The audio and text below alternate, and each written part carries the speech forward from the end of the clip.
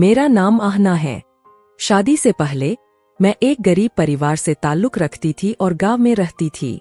मैंने सरकारी स्कूल से 10वीं तक की पढ़ाई की थी। मैं बहुत खूबसूरत नहीं थी, लेकिन सामान्य दिखती थी। घर में सबसे बड़ी बेटी होने के कारण मेरे माता पिता मेरी शादी जल्द से जल्द करना चाहते थे। हमारे गांव में लड़कियों की शादी जल्दी कर दी जाती है। मेरे माता पिता ने मेरे लिए एक अच्छा रिश्ता तलाशा जो पड़ोस के गांव से आया था। लड़का गांव का ही रहने वाला था, लेकिन उसकी नौकरी कतर में थी और काफी अच्छी थी। लड़का पढ़ा लिखा भी था, इसलिए मेरे परिवार को रिश्ता पसंद आया। मेरी भी इच्छा थी कि मेरी शादी किसी पढ़े लिखे व्यक्ति से हो, जो पूरी हो गई। मेरे होने वाले पति आरव कई सालों से कतर में नौकरी कर रहे थे। वे अपने परिवार के सबसे बड़े बेटे थे और उनके 3 छोटे भाई बहन थे। उनके पिता का देहांत काफी पहले हो चुका था, लेकिन उनकी माँ अभी भी थीं। हमारा रिश्ता फोटो देखकर तय हुआ था। आरव कतर में थे, इसलिए बार बार आ नहीं सकते थे। उनके परिवार की शर्त थी कि शादी के समय ही वह हिंदुस्तान आएंगे। मेरे पिता के एक दोस्त ने यह रिश्ता करवाया था, इसलिए आरव मेरे लिए अनजान थे। दोनों परिवारों की रजामंदी से हमारा रिश्ता पक्का हो गया और कुछ दिनों बाद ही हमारी शादी हो गई। शादी की पहली रात जब मैं अपने पति से मिली तो मुझे उनका व्यवहार बहुत पसंद आया। मेरे ससुराल का घर छोटा था, लेकिन मेरे पति की कमाई अच्छी थी। मेरी माँ ने मुझे समझाया था कि घर से ज्यादा लड़के की कमाई मायने रखती है। मैंने भी यह बात मान ली थी। शादी के 4 दिन बाद ही मेरे पति ने कतर वापस जाने की तैयारी शुरू कर दी, जिससे मुझे बहुत दुख हुआ। मुझे यह पता था कि आरव कतर में नौकरी करते हैं, लेकिन इतनी जल्दी जाने की बात से मैं स्तब्ध रह गई। मैंने सोचा था कि वे कुछ समय यहाँ रुकेंगे और हम एक दूसरे को ठीक से जान पाएंगे, लेकिन ऐसा नहीं हुआ। जब मैंने आरव से कहा कि मैं उनके बिना यहाँ कैसे रहूंगी, तो उन्होंने अपनी मजबूरी बताई कि कंपनी ने उनकी छुट्टियां रद्द कर दी थीं और उन्हें तुरंत वापस बुला लिया था। उन्होंने मुझे समझाया कि यह उनकी नौकरी के लिए जरूरी है। आरव ने बाजार से 15 से 20 किलो फिटकरी लाकर मुझे अपने सामान में रखने को कहा। मैं हैरान थी और उनसे पूछा कि वे इसका क्या करेंगे। आरव ने बताया कि कतर की औरतें फिटकरी का कुछ और इस्तेमाल करती है और वहाँ इसकी बहुत ज्यादा कीमत है। मैं यह बात सुनकर हैरान रह गई और समझ गई कि हर जगह की अपनी जरूरतें होती है। आरव ने मुझसे वादा किया कि वे जल्दी ही मुझे अपने पास बुला लेंगे। उनके जाने के बाद मेरी नंदों ने मुझ पर निगरानी रखना शुरू कर दिया। सास बीमार रहती थीं, इसलिए ज्यादातर अपने कमरे में ही रहती थीं। मेरी नंदों को मेरे आंसू दिखावा लगते थे। आरव मुझसे फोन पर बात करते और कहते कि उन्हें मेरी बहुत याद आती है। एक दिन उन्होंने मुझे खुशखबरी दी कि वे मुझे कतर बुला रहे हैं और सभी कार्यवाही पूरी हो चुकी है।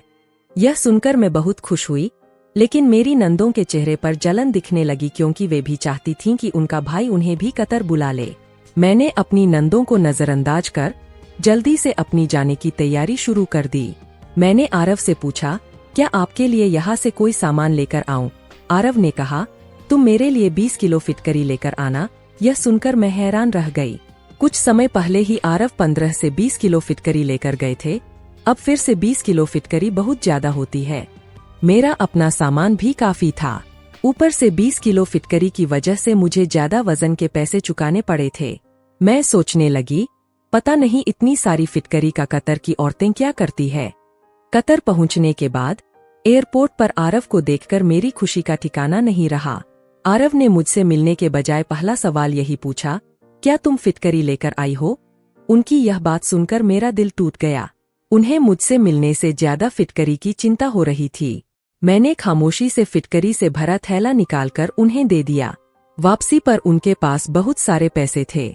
आरव मुझे अपने फ्लैट पर लेकर गए और बहुत प्यार से पेश आए। कुछ समय बाद जब मैंने फिर से फिटकरी का जिक्र किया, तो आरव ने बताया कि कतर की औरतें फिटकरी को बहुत ऊंचे दामों पर खरीदती है। उन्होंने मुझे अपने पास बुलाने के बाद 2 महीने तक बहुत अच्छा समय बिताया, लेकिन फिर उन्होंने कहा कि अब मुझे वापस हिंदुस्तान जाना होगा, क्योंकि यहाँ के खर्चे बहुत ज्यादा हो गए हैं और पैसे बच नहीं रहे हैं। यह सुनकर मैं हैरान रह गई और कहा, आपके बिना मेरी वहाँ पर कोई जिंदगी नहीं। मैं सब रिश्तेदारों से कहकर आई हूँ कि अब मैं हमेशा आपके साथ कतर में ही रहूंगी। आरव ने समझाया कि उन्हें अपने परिवार का भी खर्च उठाना है और मेरी वजह से सारे पैसे खर्च हो जाते हैं। मैंने गुस्से में कहा कि अगर ऐसा है तो मैं भी यहाँ पर कोई नौकरी कर लूंगी और अपना खर्च खुद उठाऊंगी। आरव ने मेरी बात को मजाक समझा। मैंने आसपास के फ्लैट वालों से बात की और कुछ घरों में काम तलाश लिया। कई भारतीय परिवारों ने मुझे काम पर रख लिया। मुझे 3-4 घरों में एक साथ काम करने का मौका मिल गया था। मुझे अच्छे खासे पैसे मिलने लगे, जिससे मैं आरव के साथ रह सकती थी। मैंने आरव को बताया कि मुझे खाना बनाने और सफाई करने की नौकरी मिल गई है। यह सुनकर आरव हैरान रह गए और कहने लगे कि वे मुझे दूसरों के घर काम करने की इजाजत नहीं दे सकते। मैं जोर जोर से रोने लगी। आरव ने मुझे काम करने की इजाजत दे दी।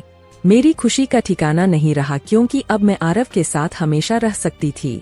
अगले दिन आरव ने कहा कि अगर मुझे काम समझ में आए तो ही करना, वरना जरूरत नहीं है। मैंने उनसे कहा कि मैं सब कुछ संभाल लूंगी। काम के दौरान मैंने देखा कि कतर के घरों में बहुत सारी फिटकरी रखी हुई थी। मुझे याद आया कि आरव ने भी बहुत सारी फिटकरी लाई थी। मुझे समझ में नहीं आया कि यहाँ की औरतें फिटकरी का क्या करती है।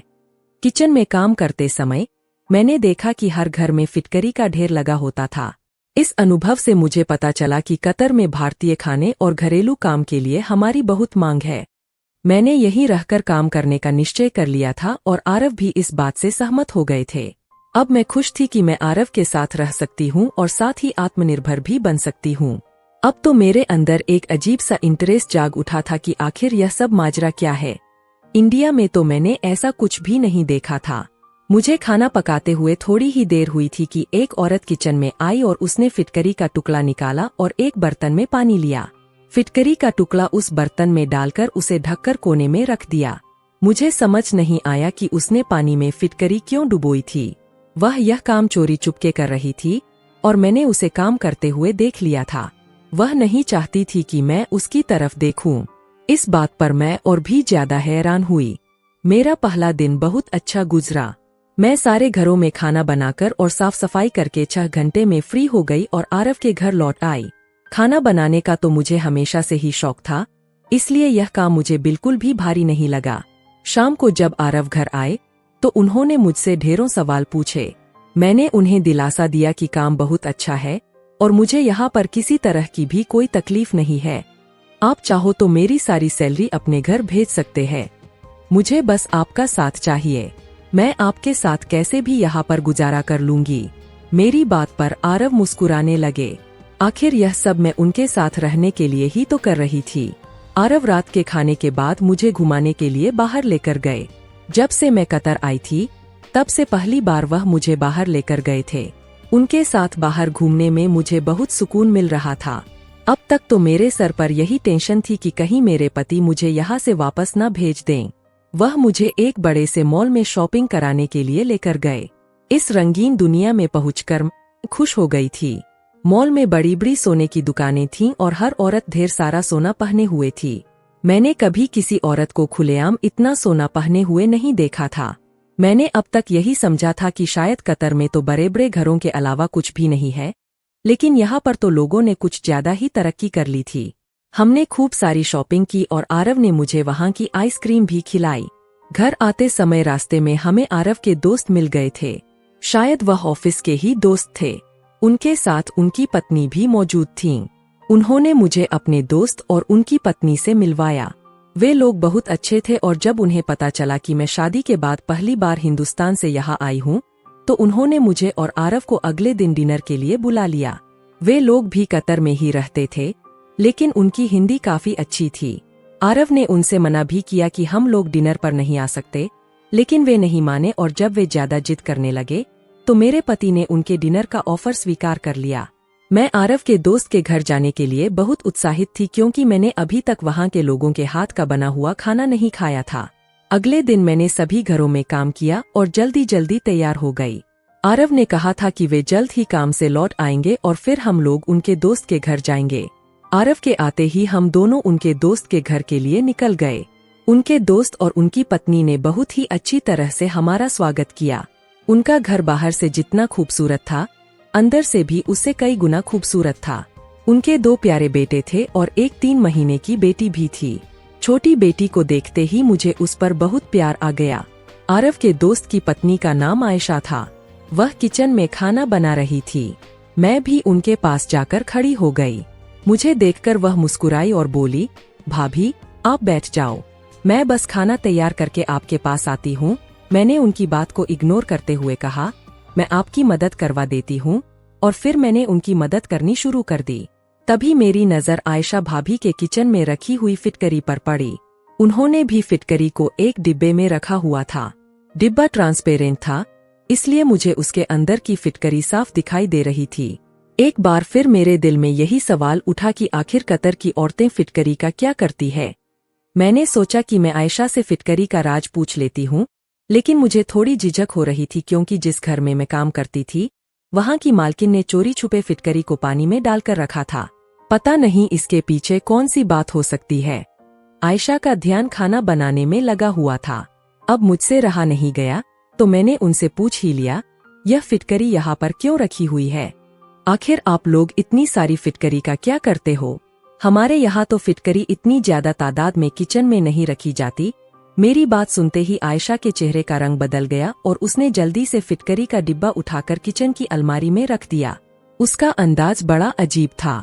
मेरी बात का जवाब दिए बिना ही वह खाना बनाने में लग गई, तो मैं भी खामोश हो गई क्योंकि दोबारा पूछने की मुझमें हिम्मत नहीं रही। आयशा ने बहुत ही टेस्टी खाना बनाया था। दावत बहुत ही अच्छी रही थी। हम उन लोगों से अनुमति लेकर अपने घर लौट आए थे। हमें उनके घर जाना बहुत अच्छा लगा था, पर पूरे रास्ते मेरे दिमाग में फिटकरी का ख्याल चलता रहा। आरव ने मेरा गुमसुम चेहरा देखा तो मुझसे पूछने लगे, तुम्हें क्या हुआ है? मैंने आरव को सारी बात बता दी कि किस तरह मैंने यहाँ पर काफी घरों में फिटकरी के बड़े बड़े डिब्बे देखे थे और आज आयशा के किचन में भी बहुत सारी फिटकरी देखी थी जो कि बड़े से डिब्बे में मौजूद थी। आखिर कतर की औरतें इतनी सारी फिटकरी का क्या करती है? मेरी बात सुनकर मेरे पति हंस पड़े और कहने लगे, तुम हर छोटी छोटी बातों पर सोच विचार करने लग जाती हो। आखिर यहाँ पर औरतें फिटकरी का कुछ भी करती हो, हमें उससे क्या मतलब? लेकिन मुझे तो सच्चाई के बारे में जानना था क्योंकि फिटकरी तो हमारे हिंदुस्तान में भी पाई जाती थी। वहाँ तो ऐसा कोई एक्सपेरिमेंट फिटकरी पर नहीं किया जाता था जितना यहाँ पर किया जाता है। आरव ने कहा, चलो मैं ही तुम्हें पता करके बताता हूँ कि आखिर यहाँ की औरतें फिटकरी के साथ क्या करती है और इसके पीछे क्या राज है। धीरे धीरे दिन गुजर रहे थे। मेरा काम बहुत ही अच्छी तरह से जम गया था। मुझे वहाँ के लोगों के घरों में खाना पकाने की अब आदत सी हो गई थी। मेरे माता पिता से मेरी हर दूसरे तीसरे दिन फोन पर बात होती रहती थी। जब से मैं आरव के पास आई थी, मेरी माँ को बहुत सुकून हो गया था। मैंने अपनी माँ से कई बार फिटकरी के बारे में बहुत सारे सवाल पूछे थे, लेकिन मेरी माँ को भी ज्यादा जानकारी नहीं थी कि फिटकरी को पानी में भिगोकर क्या किया जा सकता है। यह बात मेरे लिए बहुत ही ज्यादा हैरान कर देने वाली थी। मैं कतर में आकर पूरी तरह से सेट हो गई थी। अब मुझे हिंदुस्तान वापस जाने की कोई चिंता नहीं रही थी। मेरा काम बहुत ही अच्छा चल रहा था। मेरे पति और मैं यहाँ पर खूब कमाई कर रहे थे। जिन लोगों के घरों में मैं काम करती थी, वे लोग भी मेरा बहुत ख्याल रखते थे। मेरे खाने की बहुत तारीफ होती थी और जिनके घरों में मैं सफाई करती थी, वे भी मेरी मेहनत की सराहना करते थे। वहाँ पर मेरी सफाई की भी खूब तारीफ की जाती थी क्योंकि बहुत ही सलीके से काम करती थी। खाना भी मुझे ज्यादा नहीं बनाना होता था। 2-3 तरह की डिशेस थोड़ी थोड़ी मात्रा में बनानी होती थी। कुछ दिन बाद एक सुबह आरव ऑफिस से घर आए और मुझसे बोले, मेरे लिए अपने हाथ की अच्छी सी चाय बना दो। उनका मूड बहुत अच्छा लग रहा था और वे फ्रेश लग रहे थे। मैंने पूछा, आज आपको ऐसी कौन सी खुशी मिल गई है? आरव ने कहा, मैं तुम्हारी परेशानी का हल लेकर आया हूँ। आज तुम्हारी परेशानी खत्म करने वाला हूँ और तुम्हें फिटकरी का राज बताऊंगा। मैं फिटकरी का राज जानने के लिए बहुत उत्साहित थी। जल्दी से चाय बनाकर और सारे काम निपटाकर उनके पास बैठ गई। आरव ने बताया कि कतर की औरतें यह नहीं चाहती कि किसी को पता चले कि फिटकरी का उपयोग वे किस लिए करती है। यह परंपरा उनके पुराने जमाने से चली आ रही है। आयशा भाभी ने इसलिए तुम्हें कुछ नहीं बताया था। आरव ने कहा कि हर जगह की अपनी अलग रस्में और इलाज होते हैं। तुमने बहुत सारी चीजें ऐसी देखी है जो इंडिया में नहीं होती। फिटकरी का उपयोग कतर में अलग तरीके से होता है। वहाँ की औरतें इससे एक खास दवाई बनाती है जिसे वे अपने बुजुर्गों से सीखती है। फिटकरी को पानी में मिलाकर कई दिन तक रखते हैं और रोज सुबह खाली पेट इसे पीती है। इस दवाई का सेवन 3 महीने तक किया जाता है, जिससे उनका मानना है कि बहुत ही खूबसूरत बच्चा पैदा होता है और यह भी कि बेटा ही पैदा होगा। आरव ने कहा कि अगर हिंदुस्तानी औरतों को इस बारे में पता चल जाए तो वे भी इस टोटके को अपनाने लगेंगी। मुझे यह सुनकर बहुत हैरानी हुई। मैंने आरव से पूछा कि क्या यह सच है। आरव ने बताया कि कतर में उनके दोस्त ने ही उन्हें यह राज बताया है। आरव इंडिया से फिटकरी लाकर महंगे दामों में बेचते हैं, क्योंकि यहाँ फिटकरी बहुत महंगी है और आसानी से मिलती भी नहीं। कतर की औरतें इसलिए इस बात को छुपाती है क्योंकि वे मानती है कि किसी को बताने से टोटका खराब हो जाएगा। आरव ने कहा कि हमें बेटे या बेटी से फर्क नहीं पड़ता, बस बच्चे की चाहत है। उनके यह कहने से मुझे बहुत खुशी हुई। कुछ ही दिनों में ऊपर वाले ने मुझे भी खुशखबरी दी और मैंने एक बेटे को जन्म दिया। मैंने तो कोई दवाई नहीं पी थी, लेकिन फिर भी बेटा हुआ। यह सब ऊपर वाले के हाथ में होता है, लेकिन इंसान हमेशा अपने टोटके करता रहता है। कतर की औरतें भी ऐसे ही टोटकों में फंसी रहती है। मैं यह नहीं जानती कि कितनी कतर की औरतें इस टोटके को जानती है, लेकिन ज्यादातर के घर में फिटकरी जरूर होती है।